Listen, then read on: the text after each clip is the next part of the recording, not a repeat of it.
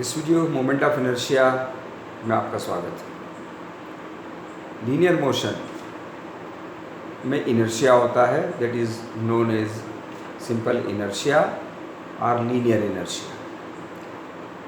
Newton का जो first law है वो क्या कहता है? A body will remain in its state of rest और of motion unless an external force is applied on it. कोई वस्तु अपनी अवस्था गति की या विराम में रहेगी यदि उस पर कोई बाह्य बल न लगाया जाए।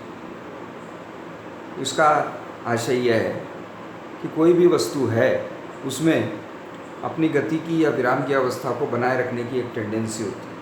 तो उसकी ये जो प्रवृत्ति है, the tendency of maintaining its state of rest और of motion is known as inertia. Linear motion में it is our experience, a light body has a less tendency to retain its state of rest or of motion as compared to a heavy body. So, mass is a measure of inertia in linear motion. रेखीय गति में जड़त्व की माप उसका द्रव्यमान है। So, inertia of linear motion is mass. Inertia of linear motion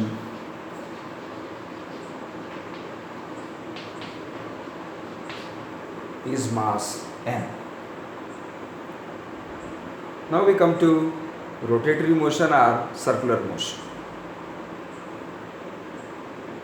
वृत्तीय गति और घूर्णीय गति। सर्कुलर मोशन, कोई वस्तु किसी पॉइंट के अबाउट घूम रही है, it is circular motion.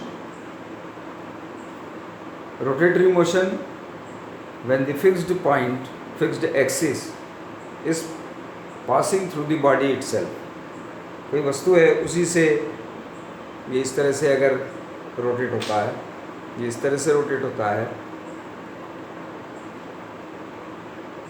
तो axis of rotation is passing through it, तो इसको रोटेशन कहेंगे। और यदि यह ऐसे घूमता है तो इसको सर्कुलर मोशन कहेंगे। इस तरह की मोशन में भी क्या इनर्शिया होता है? हाँ, होता है इनर्शिया। जो उसकी मोशन की स्टेट है या रेस्ट की स्टेट है, उसको बनाए रखने की प्रवृत्ति वस्तु में होती है। So the tendency of maintaining its position of rest और ऑफ सर्कुलर मोशन और rotatory motion is known as moment of inertia.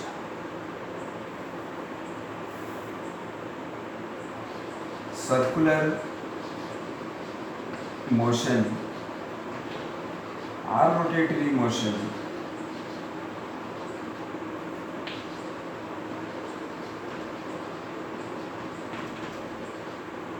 inertia is known as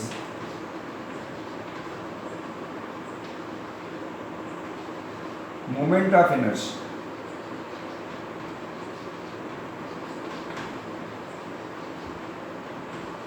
And it is denoted by I. जड़त्व आघूर्ण कहते हैं उसको।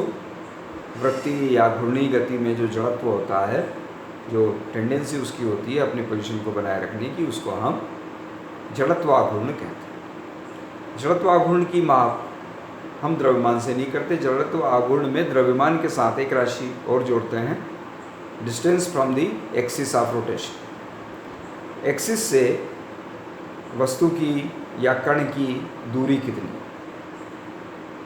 अगर एक पॉइंट मास हम लेते हैं, so for a point mass, अगर पॉइंट मास हमारे पास है और वो ऐसे रोटेट हो रहा है about an axis passing through this point, ये ऐसे चल रहा है, तो यहाँ से यहाँ तक की इसकी डिस्टेंस कितनी है? सर्कुलर पाथ का रेडियस, इसका मास यदि m है तो इसका जो मोमेंट ऑफ इनर्शिया होगा उसको हम इस तरह से डिफाइन करते हैं m इंटू आर। तो जाहिर है m ज़्यादा होगा तो इनर्शिया ज़्यादा होगा। इसके साथ ही आर ज़्यादा होगा तो इनर्शिया ज़्यादा होगा। R means distance from the axis of rotation. ये जो घूर्णन अक्ष है, यहाँ से कण की दूरी अगर ज़्यादा है तो आई ज़्यादा होगा और पास में है तो आई कम होगा।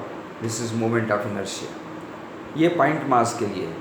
अगर कोई बॉडी हम ले लें which is composed of so many point masses, कोई भी रिजिड बॉडी है, दृढ़ वस्तु है, वो बहुत सारे कणों से मिलकर बनती है, तो उसका मोमेंट ऑफ इनर्शिया कैसे निकालेंगे? तो इंडिविजुअल पॉइंट्स का, पॉइंट मासेस का मोमेंट ऑफ इनर्शिया उसका सम करेंगे। तो अगर पॉइंट मास की जगह पर कोई बॉडी है and this body is moving in a circular path, ये body which is composed of so many point masses, it is moving in a circular path from this point. तो इस point का distance अलग है, इस point का distance अलग है, इस पॉइंट का डिस्टेंस अलग है, तो सबके लिए अलग अलग मोमेंट ऑफ इनर्शिया लिख के और सबके मासेस सपोज आर डिफरेंट, इसका मोमेंट ऑफ इनर्शिया हम इस प्रकार से लिखेंगे m1 r1 square, m2 r2 square, m3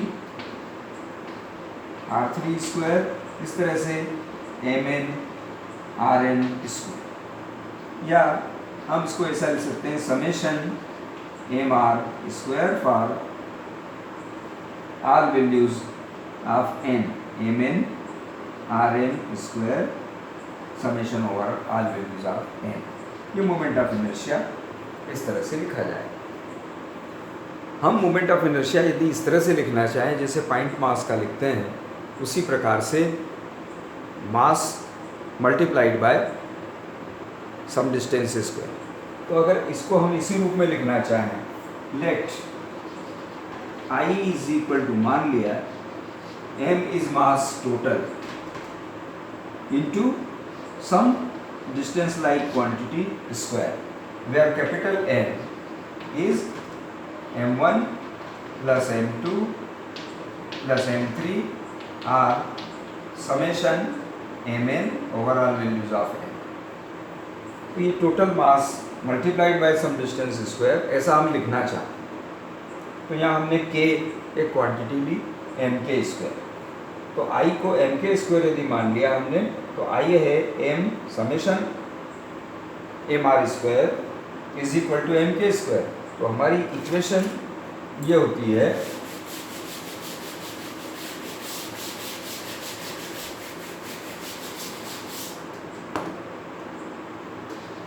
mk square is equal to summation mn rn square over all values of n। So k square is equal to summation mn rn square all values of n divided by m। This is k square, और इसको square root निकालने तो k आएगा। So k is equal to square root summation mn rn square divided by capital M. This k quantity is known as radius of gyration. इसको हम घूर्णन त्रिज्या कहते हैं। तो हम घूर्णन त्रिज्या को इस तरह से परिभाषित करते हैं, mk स्क्वायर लिखने से मोमेंट ऑफ इनर्शिया आ गया। तो k is a distance from the axis of rotation, घूर्णन अक्ष से वह दूरी जहाँ पर कि वस्तु का पूरा द्रव्यमान हम केंद्रित मान लें उसी पॉइंट पर, तो उसका मोमेंट ऑफ इनर्शिया उतना ही आएगा जितना उस एक्सिस के अबाउट आता था। के radius of gyration is that distance from the axis of rotation at which if whole mass of the body is supposed to be concentrated, then its moment of inertia is same as the moment of inertia of the body about the given axis. This is radius of gyration. तो ये moment of inertia होता है। हम moment of inertia calculate करेंगे अलग अलग bodies के लिए जो डिफरेंट शेप की होती हैं, वो हम निकालेंगे। और जिस तरह से लीनियर मोशन की इक्वेशंस होती हैं उसी प्रकार से रोटेटरी या सर्कुलर मोशन की भी इक्वेशंस होती हैं। तो जिस तरह से वो इक्वेशंस हम लिखते हैं तो हम इसी प्रकार से इसकी इक्वेशंस भी लिख सकते हैं। हम लिखते हैं v equal to u plus a t, s equal to u t plus half a t square, v square is equal to u square plus twice a s. Similarly, we can write for rotatory motion also, in place of linear velocity, angular velocity omega is equal to initial velocity omega 0 plus alpha t, where alpha is angular acceleration. Displacement, angular displacement यानी theta is equal to theta 0 plus half alpha t square, omega square is equal to omega 0 square plus twice alpha theta.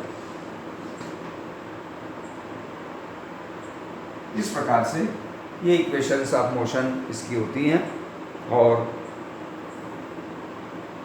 जितनी भी quantity हम लिखते हैं, संवेग लिखते हैं linear motion में, तो एंगुलर मोशन में भी हम मोमेंटम लिख सकते हैं। लीनियर मोशन में मास इनटू वेलोसिटी, तो यहाँ पर आई इंटू ओमेगा, एम वी का इक्विवेलेंट जो होगा वो होगा आई ओमेगा, इसको संवेग बोलेंगे। काइनेटिक एनर्जी हम लिखते हैं हाफ एम वी स्क्वायर, तो काइनेटिक एनर्जी हम लिखेंगे 1/2 I omega square. So this is all about linear motion and rotatory motion.